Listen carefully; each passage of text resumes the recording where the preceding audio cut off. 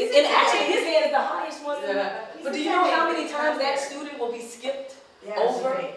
And after a while doing that and knowing the answer and getting skipped, they don't care anymore. I'm not even a bother. And that's the problem that we're trying to deal with, because you have kids who are just like that. A group of teachers, administrators, and concerned parents recently gathered to discuss the state of the Black community in education. The photo is an example of how a child's academia career is molded at a very young age. Marlene Perry works in the Waynesboro school system.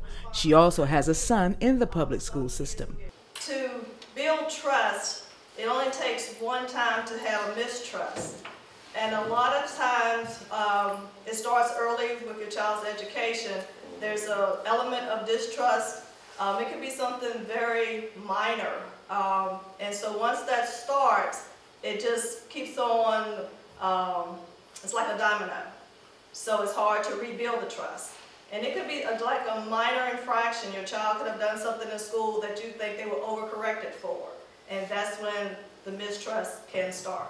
RISE is the group sponsoring the State of the Black Community Forums, which include political action, civil rights advocacy, education, environmental racism, along with health and wealth.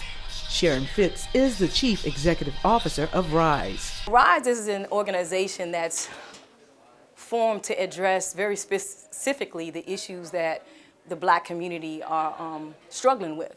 There are many issues. We're dealing with issues in the educational system. We're dealing with mass incarceration. We're dealing with health and wealth, political action. We're dealing with all of the things that matter in all the communities, but specifically the things that are challenging within the Black communities. Education is really the nucleus where all of the problems kind of stem from, we believe, in the Black communities. And it's constantly an issue that basically the school to prison pipeline is a real big issue that we're trying to address one step at a time. One of the co-founders of RISE is Chanda McGuffin. According to McGuffin, RISE is scheduled to host a monthly State of the Black Community panel discussion on various topics. To bring some light to the concerns within the Black community, within our school system, what's being taught in our schools, how our kids are being treated, etc. And so it was an opportunity to have parents, community leaders to come out and really hear some of the concerns in the Black community. McGuffin named a few of the parents and students' complaints from Kate Collins Middle School. Usually unfair discipline or consequences for something that was minor, or it may have been an issue, but it seemed like the consequence didn't fit what the child did. Racism is the elephant in the room. Our kids are feeling it. Our kids find their voice at that middle school age. In the school system, we have very, very few teachers that look like them. So I constantly hear that. We don't have them in administration. We don't have them as teachers. And so kids want teachers that look like them. The conversation was kicked off with a panel discussion on trusting local schools with providing the best education for Black students. The panel includes Cheryl Perry, a retired school teacher. Perry is from Waynesboro, but taught in Fairfax, Virginia. If the communication is there and they are communicating with the parents on a regular basis, then if something happens, it's not so much a trust or distrust. The lines of communication are open, so they're able to sit there and talk about it. But it has to start early, and it has to be that line of communication going. Kendra Jones is the assistant principal at Waynesboro High School. I think that oftentimes between the parent and the teacher relationship is a lack of communication. Jones explained her response is based on what she has observed from students at the high school. They're less likely to communicate with the teacher in itself to even start a relationship until something goes wrong. So not having that foundation of a solid relationship from the start, then their first interactions could be turbulent from the beginning. Right. And then so you're kind of working backwards from there.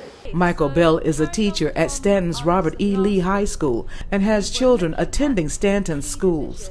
Bell says it is best for the teacher to get a head start on creating a rapport with parents. If you're making just general phone calls, you're introducing yourself, Hi, I'm Mike Bell. I will be your child teacher this year. I just want to introduce myself. Is there anything you'd like to share? I'm open communication. Here's my email. If you feel there's an issue, come to the office.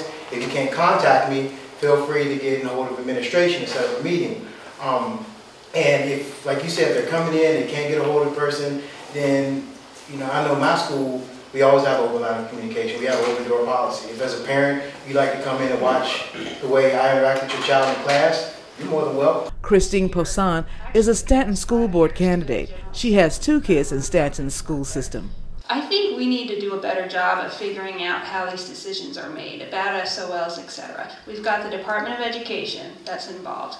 We've actually got, I mean, I remember being on the House floor one time and there was a delegate who stood up who wanted something included in the SOLs, and I thought, is this how we're making our curriculum decisions? It seemed really odd to me. So there's various ways that decisions are made to get the information in, and I think we need to figure out how these decisions are made and how we can help influence them, how we can be at the table, how parents can be at the table.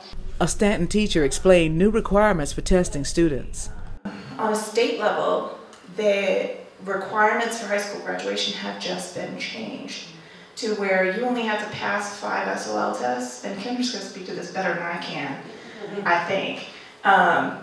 You only have to pass 5 SOL tests to get through. Once you've passed your first math SOL in high school, you don't have to take any more SOL tests. You can keep taking math classes, but you don't have to take any more math SOLs. After viewing one of the videos with the group, she voiced her frustration of the good old boys' way of life in the city. We can't possibly change the name of the high school because it would just ruin everything. But is it returning it to its original name? It is. It is. It's restoring it. But if we were to change it, oh my goodness, you know, it would wreck people's lives. As much as the changing sounds good, it's the mindset. And honestly, if you are moving here from somewhere else, you look at this town and you go, wow, y'all are stuck 150 years ago. Y'all haven't moved on, have you? You just have not moved on. Jim Crow is alive and well. Yeah, that's what I was saying. And I saying. can't stand that about my hometown. It makes me angry. In Waynesboro, Elaine Rackley for Breaking Through News.